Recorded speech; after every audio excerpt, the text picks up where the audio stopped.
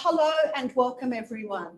I'm Denise Kirkpatrick and I'm the president of the NTI Institute, and it's my great pleasure to welcome a large number of you here today. It's great to have people here in person, and welcome to everybody joining us from all around the world. So welcome to everyone. I will begin by acknowledging the traditional custodians of the lands on which we meet today. Those of us who are here at NTI on campus are joining you from the lands of the Wadi Wadi people of the Dharawal Nation, and I pay my respects to elders past and present, and to any Aboriginal and Torres Strait Islander peoples joining us today. And I acknowledge the traditional custodians of the various lands from which some of you are joining us. This is the second in the NTI Conversations series for 2024. And I'm really pleased to introduce today's speaker and presenter, Chris Zaslawski. Chris is well known to many of us and to many of you. He's been a student with us. He works with us on our advisory committee. And we've had quite a long relationship with Chris that we're very pleased with. And I was absolutely thrilled when Chris agreed to lead one of our conversation seminars. Chris will run the seminar, but I can tell you that he will take questions at the end of his presentation. And there will be great opportunities for you at that time to either ask questions, to put your own comments, and to have some discussion among everybody here today. I know you're not here to listen to me. You really have come to hear what Chris has to say. So I'm going to hand over to Chris and say thank you very much, Chris. Thank you, Denise. It is my pleasure to be here. I've been coming down the Nuntian Temple now and the Institute since it was initially started for many years. And I also take part in the Sunday conversations we have online as well. So I can see some familiar faces online, so welcome. Okay, so please let me start my presentation.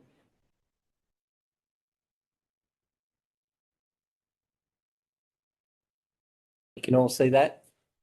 Yep.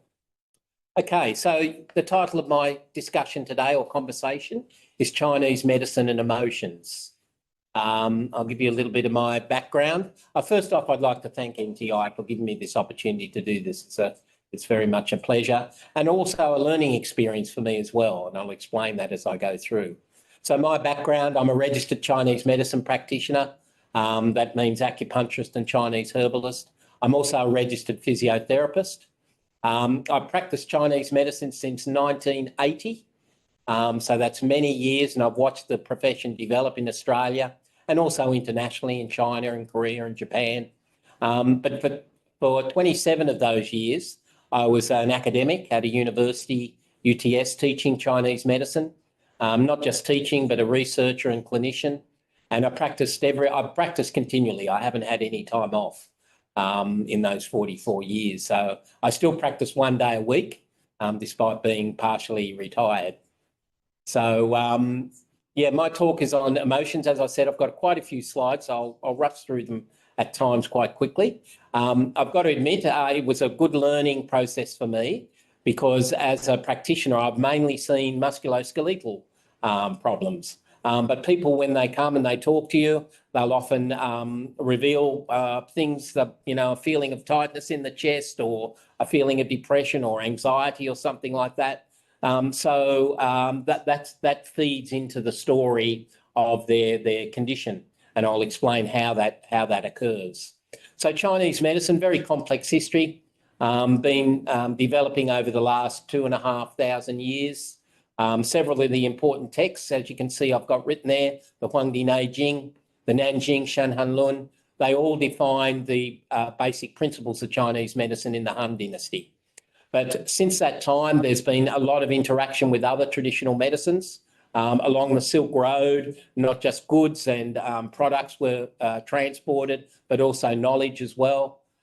So, you know, even taking the pulse is said to have come from Arabic medicine. So there's a lot of interaction along that Silk Road. Of course, in modern China in the 1950s, there was a marked change in how Chinese medicine was presented and used. It was systematised. It was taught in colleges and then more recently in universities. And it had to deal also with the concepts of Western medicine and the dominance by Western medicine. And of course, setting up of hospitals and clinics in China and also Korea, in Japan and so on, was also involved in that as well. So I'd just like to explain before I start talking about emotions, some of the basic theories underlying Chinese medicine, the Tao, the concept of heaven, earth and humanity, yin and yang, of course, concepts of qi and shen, the 5 phases and zangfu, and also how we clinically use these in diagnostic patterns when we have clients. And as you can see, there's a lot of different systems that we can use when making that diagnosis. So, of course, many of you have probably heard of the Tao, often translates as the way or the path. It was first initiated with some of the ancient texts such as the Tao Te Ching and the Chuanzi. And basically, I got the definition from Wikipedia. Underlying natural order of the universe, whose ultimate essence is difficult to circumscribe because it is non-conceptual yet evident in one's being of aliveness. So make of that what you will. But you can see the character there. And as I said, the path is one way that it's often translated. And if you think figuratively, you can see that that's someone's head moving along a road. So that's where it gets the concept of the path from. Because the breakdown of the character by those two radicals suggests someone's back of their head with their top notch on their head moving along something. So the other concept is the concept of a Tao, phenomena and entity, the movement from the initial abstract principles to an emergent manifestation and then concrete objects. And I've got a slide of the development of cosmology from Chinese perspective. But emotions, I want to try and outline where emotions fit in because they're not concrete objects. But they're emergent manifestations in a way, or they can be, but they're definitely an abstract kind of concept. So it can move through this triad, as it says there. And the Tao was said to exist before time and space. It's not visible and without substance. So, you know, what is it? But the qi, the things, the concrete and material things that we see in this space called Earth, are visible, they occupy space and time, and they occur because of the interactions of yin and yang natural law, and they have substance and space. And I'll just get a slide coming up showing you the development of the cosmology from Wuji to yin yang. So here you can see there's several different diagrams I've seen over the times, but basically the Tao emerged from something unknowable, as you can see up there, the Wuji, then went to Taiyi, the great oneness, then split into the yin and yang, and then they created all the 10,000 objects under the sky, so to speak. So it manifested in all different types of things occurring in a natural way. So emotions can also be seen as that in a sense too, because they reflect this same type of process. Excuse me, I've got it.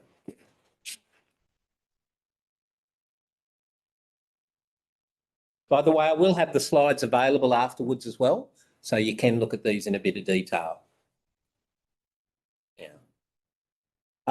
So just a little bit about the shift of the philosophical concepts such as qi, yin and yang. This occurred around the Warring States period. And prior to that, a lot of the medicines and a lot of the understanding was so-called shamanistic, and it dealt with, you know, your ancestor spirits. But with the development of this concept in medicine, which started with the Huangdi Neijing, the Yellow Emperor's Inner Classic, there was much more of a naturalistic perspective of health. So they moved away from things such as, you your ancestral spirits causing you disease and so on. And they replaced it with a more natural-based worldview.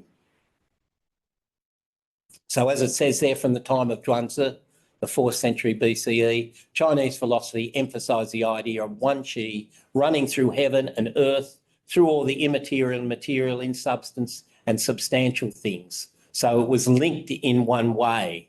And that's primarily how Chinese medicine looks at the body too. The emotions have a physical substrate in the body, in the sense of organs that I'll explain. And the concept of Shen that I'm going to talk about in a second also is like a ephemeral type of concept, but it was also based, as you'll see, in the Chinese concept of the heart. So the first concept, yin and yang, most people are aware of that. Everything in the material world can be seen as a combination of yin and yang in varying degrees. Some things can be more yin than yang, and the little dots, as you can see in the taiji symbol, mean that nothing's ever purely yin or nothing's ever purely yang. There's always a slight element of the opposite there as well. And also the concept of the moving from yang to yin. Obviously, the ancient Chinese looked at the day, they saw the sun come out, the sun go down, the night start. So they developed this concept of cyclical time, not necessarily straight time as we currently do. Time was to be repeated. The concept of qi is another interesting idea. The notion of qi, it's very difficult to translate. In English, we kind of erroneously use the word energy, but that's probably not a good term. And as it says there, the Chinese notion of qi, of function, influence, even very fine substance, it bridges the distinctions between matter and energy and the body and the mind. And as I said, according to the ancient cosmology, the picture I showed you, all phenomena throughout the universe are interrelated because they all arose from a single point, the great ultimate, the taiji. The character itself, as you can see up there, it's got two components or radicals to it. The one at the bottom means rice, and the one sitting over it is the steam coming off the rice. So it gives some idea that it's immaterial in a sense, that you see the steam coming off, but there's nothing there. But it also, with the concept of the rice, it gives the idea that it's nourishing and there's something substantial there too. So the character itself is very interesting. Qi, we talk about qi, but in the body, there's many different qis. We have wei qi, which is like defensive qi. We have yin qi, which is nourishing qi. We have, there's 4 of them. I'm just trying to think. Organ qi, zangfu qi. So depending on its function, it takes on a different name, but also a different function within the body as well. So here you can see the functions of qi. It transforms things and transports things, so it's very important for your digestion. It's if your spleen qi is not working, you might have problems with your digestion of food. It holds things in place, okay? It actually raises, as you can see there, so the qi should hold things up within your body. So such things as even something, dare I say, as a hemorrhoid, is the qi descending. It should be held up in a way. It protects, as I said, the wei qi on the outside of your body, protects you from getting external attacks of wind and cold and things like that. And it's warm as well. So obviously the Chinese saw a dead body, realised that there was no heat associated with it. So when it was alive, it had qi, so qi must be warm in some way as well. Now, the other concept is Shen, which we translate as spirit again. It's a, you can see the early pictogram. It kind of has a person with some type of altar that they're bowing over. It also kind of signifies stretching up. The radical on the left-hand side, the modern radical, suggests something moving upwards, trying to move up to the sky, to the heaven. It's stored in the heart, but when you sleep, the Shen goes and abides in the heart. So if you're having problems sleeping, it could be because the Shen is coming out and going in and is unsettled in the heart at night time. And it needs blood to do that as well. So blood deficiency from the Chinese perspective can give you insomnia. It makes us alert and conscious, and as I said, becomes inactive during sleep. And if there's an issue with the Shen, a disquieted spirit, it can give you things such as heart palpitations, susceptibility to fright, heart vexation. Vexation means kind of agitated, or even insomnia. And if your Shen is in good steads, it manifests as a healthy complexion, a nice reddening to the face, bright eyes, and also eyes that contact and are able to follow things, erect bearing, physical agility, and clear and coherent speech. So hopefully I've got good Shen at the moment. And they say if the patient is spirited, she lives. If she's spiritless, she dies. So Shen was very important for maintaining life. Now, another concept you probably heard of is the 5 elements. And again, that's a bad choice of the English translation. More recently, the last decade or two, we've been using the term 5 phases. And it refers to change within the body and many of the organs. And it refers to the wood, fire, earth, metal, and water. So as I said, sometimes erroneously called the 5 elements, but we'd rather use, and the character actually refers, I don't know whether I've got the character here, refers to actually movement. The character itself doesn't have like the concept of an element there. And it's correlational too, because a wood person has all these certain traits, physical and psychological, and it extends to such things as the sense organs, the orifices, the body tissues, and so on. And I'll outline each of those very quickly. So here are the 5 elements, the 5 phases, sorry. They're still using the term elements when I got it off there. And these are what are called the yin organs and the emotions associated with it.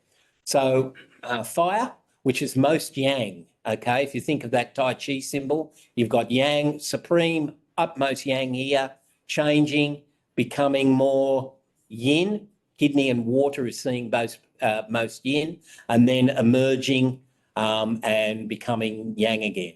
So you can see we say fire creates earth, earth creates metal, metal creates water, water creates wood, and wood creates fire. But each of those phases or organs has an emotion associated with it.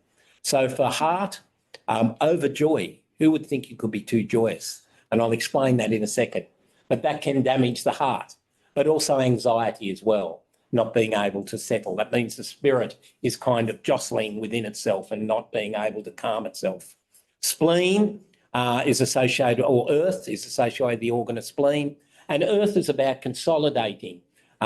So if you consolidate too much, i.e. think too much, worry too much, it also reflects a spleen problem. The metal itself, which is related to the organ of the lung, it's more associated with sorrow, grief, so feeling sad. The kidney is, or the water is associated with the kidney organ. Its main emotion, it would be seen to be fear, okay? And I think sometimes, I know when I was a little boy, if I played hide and seek, as soon as I got in a place, I'd want to go to the toilet because I was scared of being caught. So it reflects that type of hiding or fear associated with being very still and too yin. But then the yang starts to emerge. The yang, the wood, and the organ of the liver is like spring. Things are starting to erupt now into summer. And the main emotion we'd associate with that is called anger, okay? And liver is one of the organs that I see is mostly affected in modern day life. The concept of stress belongs to this organ of the liver. And I'll explain that in a second. Can I just ask a question? Yep. So that you have, say, if I wanted to define something, say the positive or the negative, even though I know it's not. Yep. You've got, say, compassion and anger and trust and worry, etc. You've talked about the anger or the worry or the fear or the grief. What about the compassion and the trust? The compassion and trust probably are more associated with the earth. I know, but and they have as much in a balanced individual with how this Yeah, good point. This 5-phase diagram I've got up here, sometimes you will see a diagram of the earth in the middle, not in like a cycle of 5. There'll be 4, but earth will always be in the middle. So earth is kind of your spleen especially is very important for consolidating and calming everything and bringing everything together. But once I look at all the organs, maybe that might help you understand that a little bit more. So as I said, these can feed each other in a nourishing way. Okay, the best example of that is wood can feed fire. If you've got wood, you add it to more fire and the fire increases. The fire, when it's all burned out, creates soot, which helps the earth. Fire, if you've got wood, fire, we're getting a bit of back there. Could somebody turn off your microphone at the other end, please? We're getting some echo. Yeah, so we have what's called a nourishing cycle, which is this outside blue cycle here, but we also have a suppressive cycle, which is where the wood can suppress the earth. And as you'll see, one of the earliest forms of psychological therapy in Chinese medicine was to use emotions to counter other emotions. So I'll explain that in a second. It's not commonly used now, but it was initially. So just moving on a little bit, what is disharmony or illness in the body? Disease can arise either through an external factor. So there's 6 pathogens, we call them, external pathogens: wind, cold, summer heat, dampness, dryness, and fire. Okay, it can arise through internal factors. So this is where the emotions come into it, the 7 effects. And I've kind of outlined some of those already. Or there can be neutral factors, dietary irregularities, over fatigue and tiredness through work, falls and knocks, animals and insect wounds. So the causes of disease in Chinese medicine were broken up into these 3 areas, but it's the internal factors, the emotions, that we're focusing on today. So each of the elements has an organ, and I've already alluded to that. The heart belongs to the fire phase. It governs blood and vessels. It stores the spirit or the shen. It opens at the tongue. So we often look at the tongue to see what the shape, the spirit is like. The sound is laughing, and the emotion is joy. So when I first heard that, I thought, how could too much joy be not good for you? Well, they say that the joy, if you think of, you see something that's wondrous and joyful, you kind of hold your breath, you hold everything, and that can make the chi disordered in a way. So, I mean, it's a bit, what's the word? A bit of a link there between the concept of joy and maybe anxiety as well, maybe. I'll miss that one. I'm going back the wrong way. There we are. Earth. So Earth has the spleen as its major organ. It's more associated with anxiety and worry, so focusing on too much. Okay, and the sound associated with singing. The lung, as we said, it's emotion. It's associated with the wood. Sorry, the metal. It governs chi. The sound is wailing, and the emotion is sadness. The kidney belongs to the water phase. It stores this concept called jing, and jing is like your genetic aspect of your body. As you age, you lose jing. How do we do that?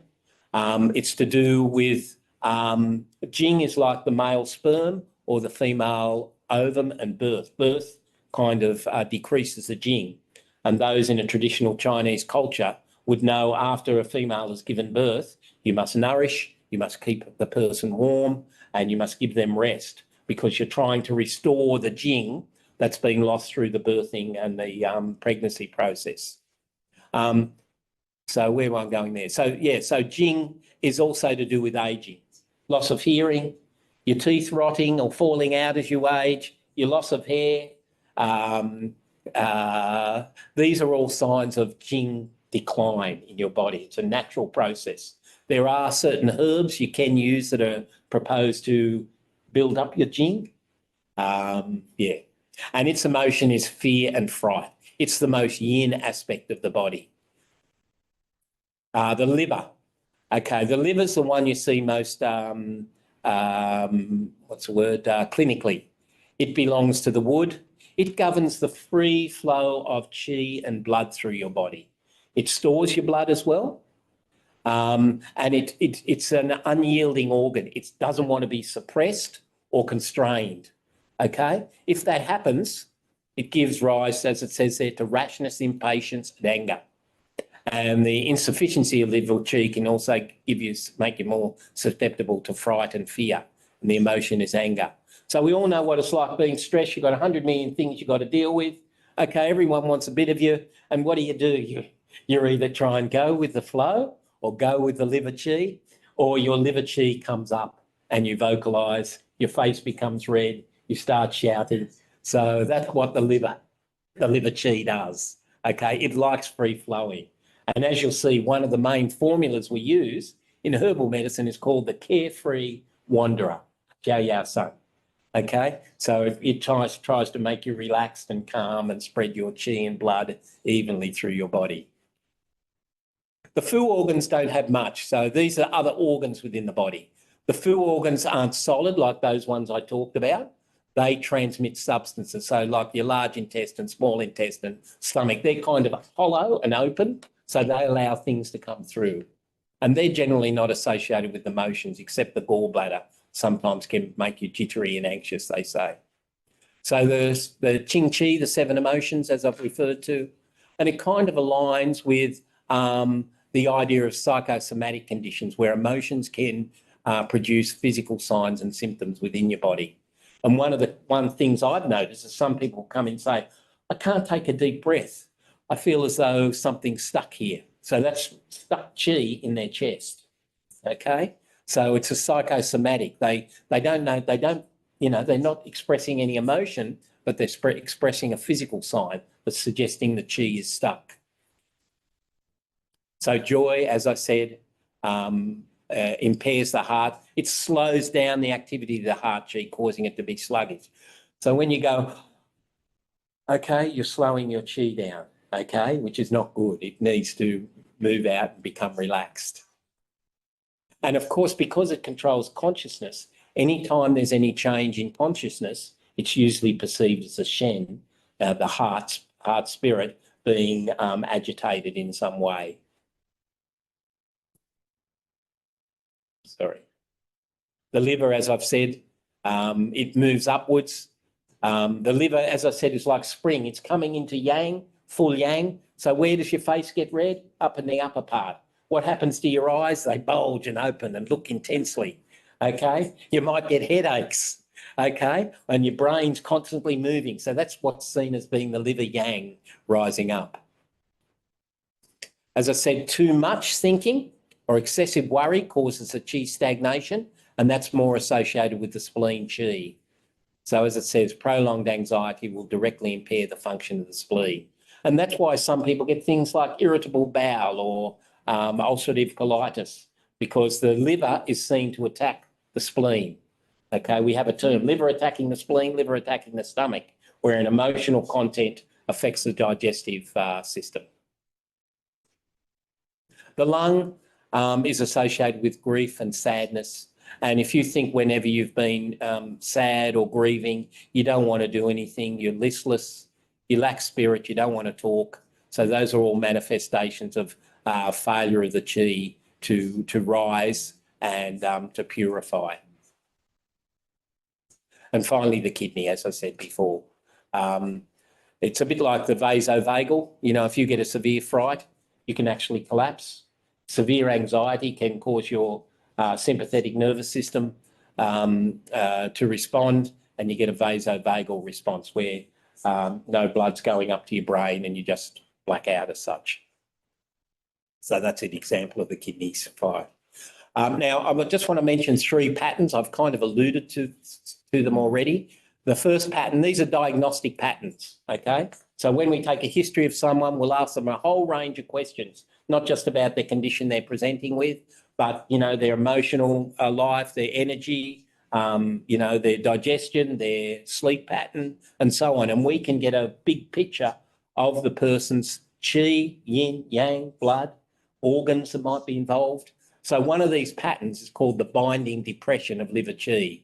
It's when the liver gets impaired in its free moving. So it can manifest as a mental depression, or, as I said, rashness, impatience, exaggerated emotional responses. And severe depression can lead to fire formation, this upward movement of liver fire that can express itself angrily. Physical things might be things such as painful distension in the chest, the feeling that it's blocked in some way, or on the lateral costal regions of the ribs as well. We often ask pictures. Another pattern is heart fire flares upwards. So this is where there's excessive yang in the body. So again, as I said, similar to the liver, the person might have a red face. There's restlessness, agitation, their brain, their shen doesn't want to settle, so they're going to have insomnia and agitation. So that would normally be seen as heart fire flaming upwards. So treatment options. So what's available? I'm just wondering how we're going for time, people. We're okay. We're okay? Oh, good. Yep. Okay. So in Imperial China, some physicians recorded the use of a so-called talking cure in some of their cases. Their technique reinterpreted an old therapeutic principle of announcing causes and incorporating a kind of emotional counter therapy, whereby one emotional state could be counteracted by another. Okay, so we've kind of looked at that already. So here you can see here, if someone's too joyous, okay, you can counteract by making them fearful in some way. Okay, if they're having a good time, did you put in your tax return? Oh, where's your wallet? Oh. It's not very common. No, it's not. It's not used much these days, but this is initially how it was used. Okay. Yeah. So I just wanted to bring it in for historical purposes, but they did have kind of like an organ psychotherapy in some way. Yes. So as it says, anxiety is counteracted by anger. If someone's focusing too much on doing something, you've got to make them angry, and that'll dissipate the anxiety. Okay. So while that blue one is nourishing, the red ones are suppressing, and that's where they use the emotions to kind of do that. Now, I'm not suggesting that that's done in modern age, and actually it's not. As I said, Chinese medicine talking cures was very different, or is very different from modern psychotherapy. And the emphasis was not on the patient's discussion or narrative. And the famous Dr. Wu Zhutong stressed the importance of the doctor's role in assisting the patients to do that. Okay. And as it says down there, however, and despite its success in some recorded encounters, emotional therapy and talking cures remain far less common than other more medicinal therapies like herbal medicine and acupuncture. So is acupuncture an option? Interesting question. So I did a quick review of PubMed, which is like your database to go to for everything medical. And a colleague of mine, Mike Armour at Western Sydney University, conducted what's called a systematic review and meta-analysis in published in 2019. 29 studies, including 2,268 patients, were included in the meta-analysis. 22 studies were conducted in China, 7 outside China, and they showed acupuncture showed a clinically significant reduction in the severity of depression compared to usual care. They concluded that acupuncture may be a suitable adjunct to usual care and standard antidepressant medication. So just note there, it says suitable adjunct. It doesn't say instead of. Okay, so I'm not suggesting that the person shouldn't continue with the medication. Now, I was also involved. There's my name up there in the bold. This was what's called the clinical practice guideline. So people from all over the world, as you can see, we met, we looked at all the evidence. We graded that evidence according to scientific validation, and we produced several guidelines for the use of acupuncture for depression. So one of the recommendations is this: for adults diagnosed with mild or moderate mild depression, the WAFAS means World Federation of Acupuncture and Chinese Academy of Acupuncture and Observation panel suggests acupuncture plus antidepressants over antidepressants alone for patients diagnosed with mild or moderate, not major, depressive disorder. So we said that was a conditional recommendation, but there was low certainty in the estimated effects, the validity of it. That was one of the recommendations that was made. So these are some of the acupoints you can often use. So a very major one here, right on your wrist. You'll feel a little bone here. This is called the physiform bone, and it's just right on your crease, just to the inside of that bone, okay? If you go across. Its name, actually, we call them by numbers in the West because it was difficult for Westerners to understand the Chinese names. But the name itself is Shen Men, or spirit gate. Remember, Shen being the spirit. So Men meaning the opening or gate to the spirit. So it functions to quieten the heart and the spirit. It clears any fire, so liver fire or heart fire. It cools constructive chi. That's the nourishing chi in the body, and it clears heart fire. So as it says there, it's used for vexation, mania, withdrawal, racing of the heart, fright, like a yang type of presentation, Shen Men. This is another major point. This is called liver 3 or taijiquan, which means great surging or great moving through. Yep, it's on your foot, and it's where the bones between your big toe and the toe next to it meet. There's a little hollow in there. And it functions to regulate when the liver's stuck, okay? But it also helps clear any fire. Because the liver gets stuck, the liver chi gets stuck, and chi is hot, it has a natural tendency to become yang and move upwards. So it calms that liver down, and it rectifies the movement of the chi through the body. It's used for fright, wind, so people that are jittery all the time, okay, like wind, moving around like this, dizziness, insomnia, depression. I thought you meant flatulence. Oh, no. So wind, you're right. When we use the term wind, it can be external wind or it can be wind inside the body. So tremors, shakes, abnormal movement is seen as internal wind, not flatulence, no. Another very good point, yin tang, directly between the eyebrows.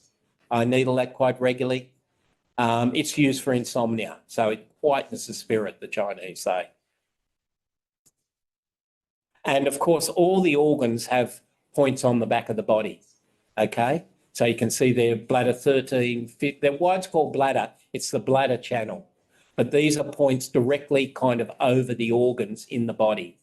So bladder 13 is up near your lungs, 15 is near the heart, 18 is near the liver, 20 is near the spleen, and 23 near the kidney. So you can use these points to affect any of the emotions associated with that organ. So just moving on now to the herbal medicine. This is the formula I was talking about before, the Carefree Wanderer powder, Jiao Yao Sun, okay? So it's used for when the chi becomes stuck, okay? So as you can see, treats depression, treats anxiety, lowers stress. It's a very common type of presentation. Oh, sorry, go back. There we go. So it's most herbal distributors always have that formula available. Restore the spleen. Remember how I said the spleen focuses too much on thinking? Okay, so this one strengthens the spleen and the blood.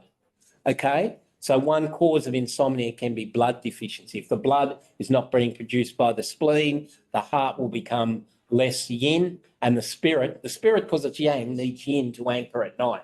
So if there's no blood, the Shen won't anchor in the heart.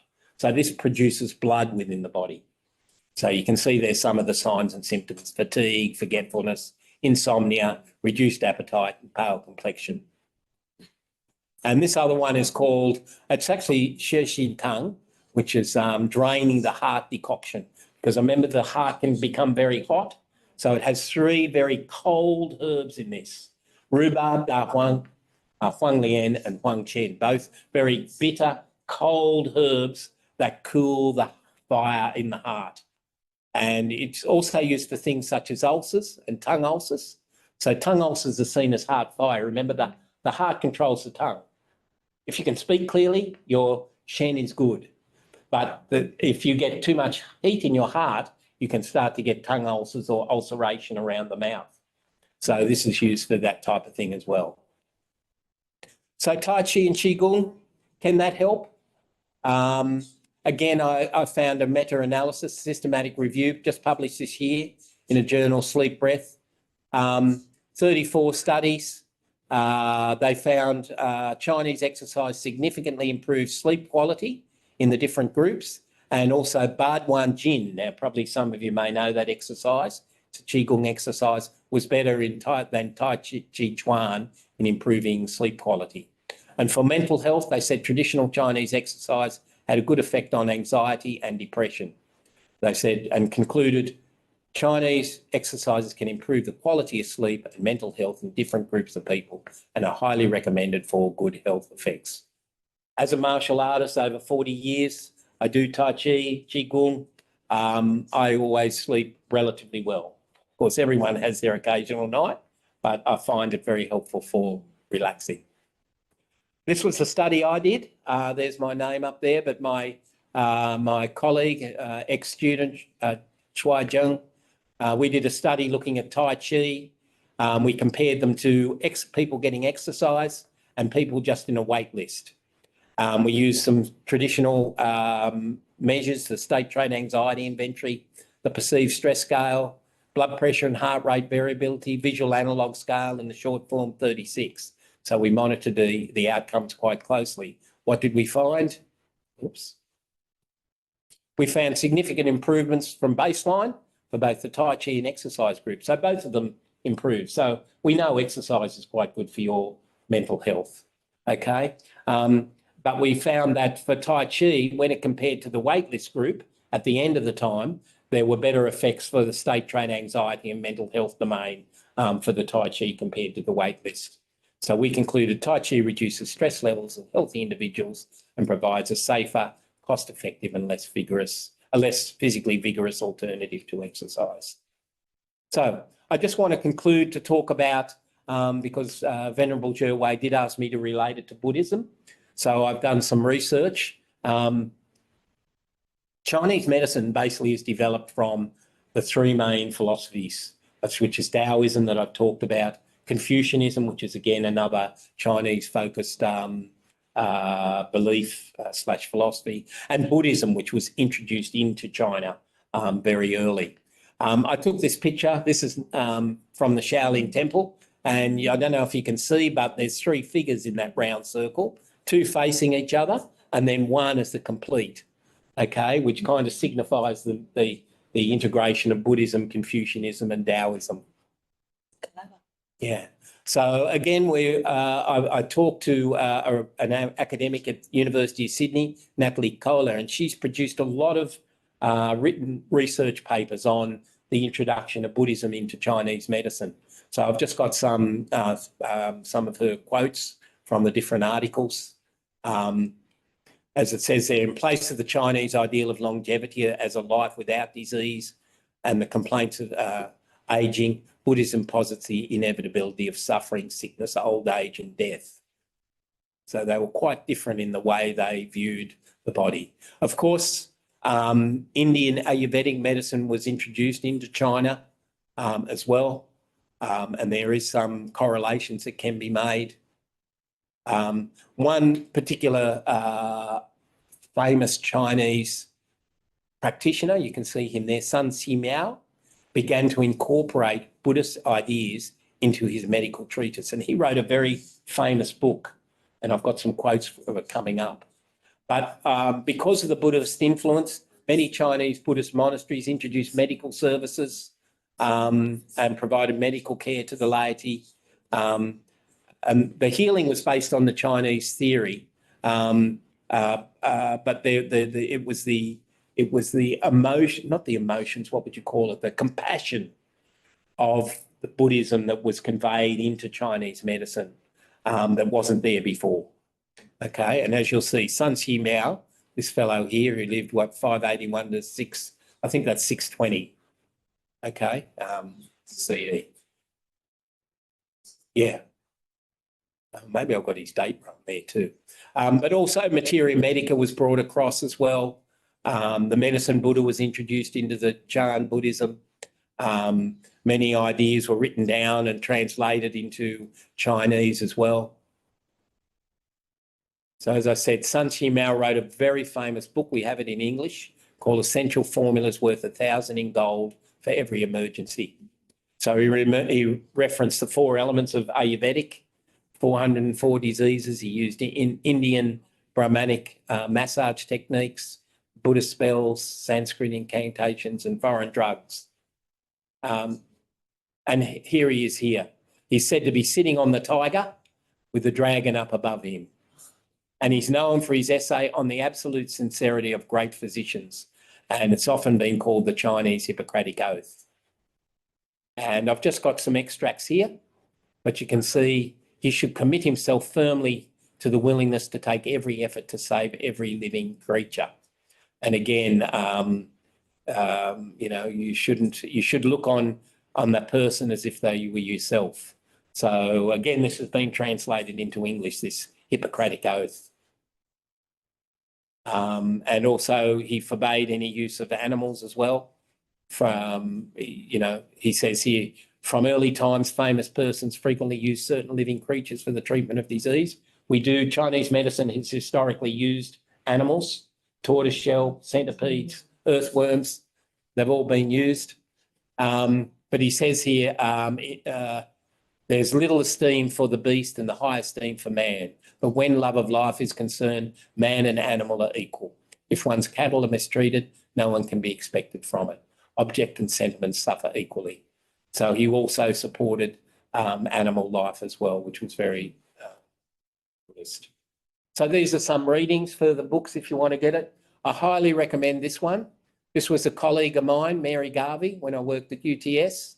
She now lives in New Zealand, but she collaborated with a professor from Shanghai, Chu Lifang, and they published this book.